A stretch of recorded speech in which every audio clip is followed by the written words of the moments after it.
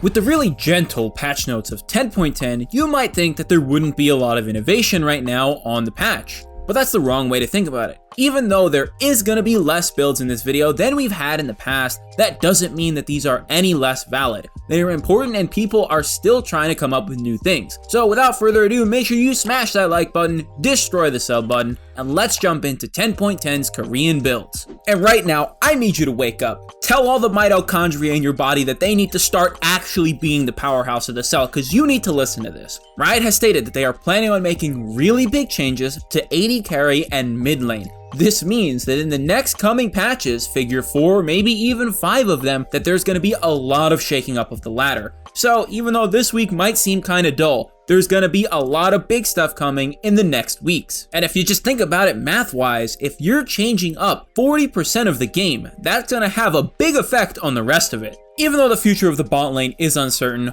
one thing's definitely certain. It's that Shen support has seen a revival in high elo Korea. And it's not something random that's only been played a little bit. There's actually a significant portion of games being played on it. While at first glance, things might seem pretty much basic and that nothing has actually changed, there is a big key difference here that you need to be looking out for. First of all, the difference in the runes. They take Aftershock with Shield Bash, Second Wind, Revitalize, Sudden Impact, and Ultimate Hunter, and CDR and double defensive runes in your minor runes, whether that be double armor because you're fighting Pyke Lucian in the bottom lane, or maybe you're going up against Syndra Vel'Koz for some reason. They just wanted to play 2 mage mid laners in the bot lane. Then you gotta take MR, that just makes sense. Comparing to the most popular runes on support Shen, there are 2 big differences here. First is the change for Bone Plating to Second Wind. This is a big difference in Shen's sustain overall in the bot lane. If you take Bone Plating, you are only playing for that first all-in that you go in the game. And let's be honest here, Shen's level 1 is pretty bad. Some people might even call it dog, but I don't really get that because dogs are like cute and stuff. Anyways, you can't just go all in on one option, because if your opponents just counter that option because they feel like it's gonna come over and you don't get to do it, then you're just bad overall in the lane. Second Wind is necessary for sustaining from early poke on the level 1 while you're farming the wave and trying to get your level 2, and then your level 2 is where you get really strong, because combining Shield Bash with Revitalize and Sudden Impact, you have a very convincing level 2 all-in. All of those runes that I just mentioned are specifically tailored at making it so that your all-in is as strong as possible. People also get baited into taking Cheap Shot when it's really not the play on support Shen, because support Shen is not top lane Shen, and you don't get to take advantage of the cheap shot on your blades anywhere near as often unless your opponents are 1, boosted, and 2, not playing ranged champions, and usually there's at least one of those in the bot lane. The items also have a really cool twist here. You're going to want to start the steel shoulder guards. Those are just the best because Shen doesn't really benefit from the tiny amount of AP that Relic Shield would give him. After that, you definitely want defensive boots. Shen is not this Moby boot support who just runs around and goes in 24/7. He doesn't have that kind of kit. Then follow that up with a Knight's Vow to make sure that you're giving your AD carry, or whoever you want to protect on your team, as much time and health to deal with enemies as possible. The big twist is the comeback of Locket of the Iron Solari and what it means for Shen with this specific build. In case you didn't know, Locket's shield strength of the active scales with your health. So with Shen's next 2 items being Stone Plate and then Warmogs, you can get massive value shields. But wait, there's more because of Shield Bash. The Locket shield also triggers your Shield Bash, and since you don't have to wait for your shield to expire from your Q and going all in, you can simply refresh your shield or gain more on top of it by using the Locket to again proc Shield Bash when you're going in. Every single rune and item in this build has a specific purpose that helps support Shen's shine, and holy moly, that is an insane tongue twister. But as we're moving off that insanely detailed and really well thought out Shen build, we're gonna move onto Fiddlesticks, who finally has a really good dedicated build in the jungle. By now, most people feel really comfortable taking either Electrocute or Dark Harvest on Fiddlesticks jungle, and you could look that up anywhere. But High Elo Korea has a little bit of a different thing on their mind, you see. They go Predator Fiddlesticks, and they follow that up with Cheap Shot, Zombie Ward, Ingenious Hunter, Futures Market, and Cosmic Insight. The Inspiration secondary is really rare to see a Fiddlesticks take, but you're gonna see why. Of course, don't forget your Flash Smite, because if you didn't have Smite, you wouldn't be a jungler, and the double adaptive and armor in your minor runes. The strategy with Predator Fiddlesticks is that you want to start on your red side using a Hunter's Talisman, and you want to clear your red, Raptors, and Krugs. This is really safe because most people will expect you to go red Krugs and then Raptors, and you also get level 3 as well as gold for your boots. But if you needed to, you could also gank that side of the map, whether you're on top or bottom side depending on what team you're on. Getting the boost first is important because you have Predator, so obviously you need shoes in order to be able to run fast, and Predator makes Fiddlesticks ganks really good. From there, you're going to be sprinting it down into people's lanes left and right, destroying people with your point and click fears and easy to land E after that. From there, things get pretty simple. You're going to want to get your Stalking Runic Echoes to take advantage of the blue smite in case you don't have your Predator up for mobility, and of course the fact that it's the best AP item in the game in terms of efficiency. From there, the Ingenious Hunter from the runes start to shine because you're going to want to pick up your Stork Shoes, which also gets reduced cooldown because Ingenious Hunter with the Predator effect. Then from there, Zanya's, which benefits from the reduced item cooldown, and then a Proto Belt, which also benefits from the reduced item cooldown. Predators gives you insane offensive abilities, Proto Belt can be used to dodge things and go in if you need to, and Zanya's is the best defensive tool in the game because you just go golden and nobody can touch you.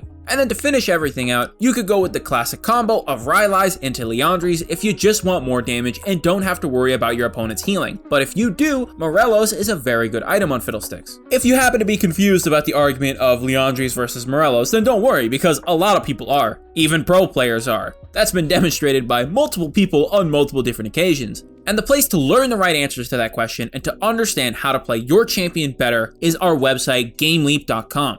We have a lot of guides done by a lot of really good challenger level players who are all experts on exactly what they're talking about. It could be the champion that you're looking at, the guide for mid lane that you're looking at, or the guide about macro. Whatever it is, everything is done by people who know exactly what they're doing so that you can learn as much as possible and take the information into your next game in order to win it. And now that you've got the Ace Windstorm guarantee to win your next game, just don't read the fine print, let's take a step downwards into the bottom lane and talk about an AD carry. If this one doesn't come as a surprise, then honestly, I don't know what could. Korean high elo players are starting to play Kindred in the AD carry position, and they take Press the Attack with Presence of Mind, Bloodline, Last Stand, Nimbus Cloak, Gathering Storm, and Attack Speed, Adaptive, and Armor in their minor runes with Flash Exhaust. Now there's a lot there and there's a lot of hidden stuff there, so let's break it down. First, let's start with the exhaust, because that one might stand out. Kindred actually has a lot of mobility thanks to her Q and the interaction with her W. She basically has a 4 to 2 second cooldown on a dash ability that also gives her attack speed. She doesn't need heal for the mobility, and exhaust is better at mitigating damage, especially so in the later stages of the game where Kindred really wants to hold on to her ultimate for really important points. In terms of the runes though, Kindred does need the Nimbus Cloak and the Gathering Storm in order to scale really well and chase really well. She usually has a red buff to aid her in the early game, but instead of that, Nimbus Cloak gets it done for her in the bottom lane. She doesn't really have trouble with attack speed either, thanks to her Q giving her attack speed, so from there, you just want as much damage or utility as possible, which is why you take stuff like Gathering Storm and Bloodline. Press the Attack, Presence of Mind, and Last Stand are no-brainers. Press the Attack is great for damage, especially combined with Kindred's E. Presence of Mind is really important because Kindred's Q is so low cooldown and she will get mana hungry, and Last Stand, of course, because Kindred's ultimate just makes it so she can't die, so she has a really long period of time to take advantage of the Last Stand bonus damage.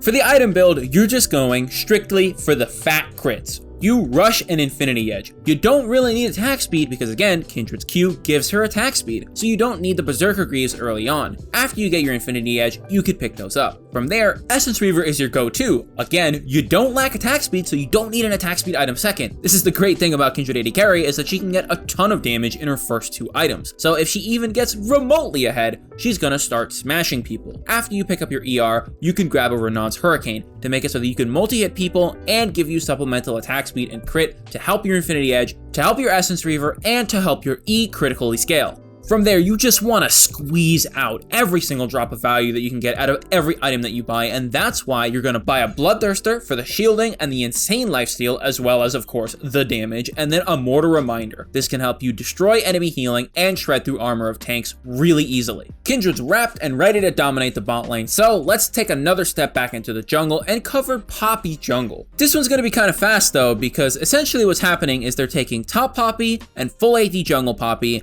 and they're mixing it together and taking half and half from each. For runes, you're going to want to take Electrocute with Cheap Shot, Eyeball Collection, Relentless Hunter, Celerity, and Water Walking. You are all about being extremely fast with this build. You want to take Double Adaptive and Armor in your minor runes with, of course, Flash and Smite as a jungler. This might seem really offensively focused, and there's no lie there, it is. The whole purpose of this build is to go in once and do as much damage as possible and then kite away. You might be asking, why don't you take Predator Poppy instead? Wouldn't that be better for ganking? And while the answer is yes, the issue is that Poppy doesn't really need Predator because you can take this build. You want to grab an early Stalker's Blade to help your jungle clear out, and then go Moby Boots as your second item before you even look at Cinderhulk. Then, once you do finally pick up your Cinderhulk, grab yourself a Deadman's. Then follow that up with a Stone Plate, then an Adaptive Helm, and then a Knight's Vow as your final item. This is entirely focused on making Poppy a very strong ganker first, as well as a very good fighter first, because of the runes that go for damage. Then from there, you build tanky, and then you focus entirely on engaging fights and then kiting away from the enemy team, using your tankiness to buy you time, rather than simply getting one shot right when you go in, or trying to survive through it by using Aftershock. The movement speed from Relentless Hunter, with Water Walking and Celerity, and Moby Boots, and Deadman's Plate is actually insane.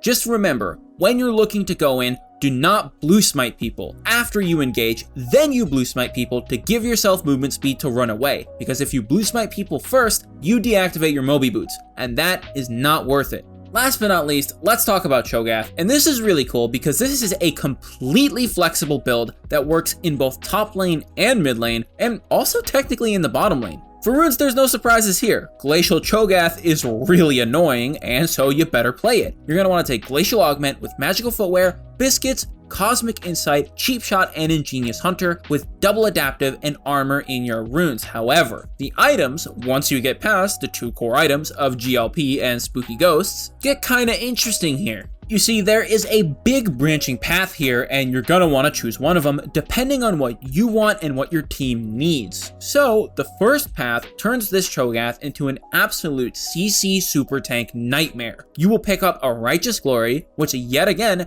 has synergy with most of the other runes that you pick for this build. From there, you instantly get a Stone Plate for the value that it brings to your ultimate, and of course for all the tanky stats. Then you finish everything off with a Warmogs. This just makes you an absolute tank machine. Even though you have two items that are full damage, the combination of the defensive Merc Treads, the semi-defensive Righteous Glory, the very defensive Stone Plate, and the extreme tanky health bar that Warmogs gives you, along with your ultimate stacks, just turns you into an absolute unit of a munching machine. But let's say your team had enough tanks, and they had enough CC. Well, your other option is to go full damage, and you could pivot here exactly to that. You can pick up Sorc Shoes with Morellos immediately afterwards to make all of your damage hit incredibly hard and annoy people because you can easily interrupt their healing with all of your abilities, as many of them are pretty low cooldown, and your E will proc it every time you auto attack it, which means that you can use that time to buy more time for your other abilities to come off cooldown and keep slapping those people up. From there, Zanya's is an amazing item on CHO'GATH as it buys him time to get his important cooldowns out again and can save his life. It also gives you more resistances, which when combined with your ultimate health can actually make a full AP CHO'GATH pretty hard to deal with. Then lastly, Rabadons. Do I really need to say much more? This thing just makes you burst absolutely crazily, as if you couldn't already, even without your ultimate. A lot of people get baited into this idea that you need to have a Void Staff when you're a mage and you're trying to burst people out. And while that might be true most of the time, CHO'GATH is an exception, because if you're worried about some tank being able to tank your damage, well, that's why your E does percentage of their maximum health, and it's also why your R does true damage.